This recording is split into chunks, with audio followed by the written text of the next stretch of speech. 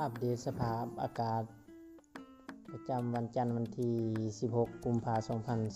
2026สภาพอากาศโดยรวมในแม่นอากาศร้อนแห้งแดดแห้งอุณหภูมิสูงสุดอยู่ที่ประมาณ31ถึง39องศาในทั่วประเทศลาวแล้วก็จะมีลมพัดเบาๆมีเมฆกระจายทั่วท้องฟ้าประมาณ30ถึง60ส่วนหอยภาคเหนืออากาศเย็นในช่วงตอนกลางคืนถึงเช้าอุณหภูมิจะอยู่ที่13ถึง18องศา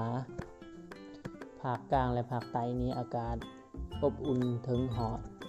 อุณหภูมิสูงสุดจะอยู่ที่35ถึง36องศามาเบิ่ง PM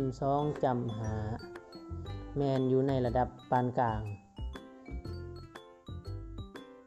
AQI นี่อยู่ในระดับ50ถึง80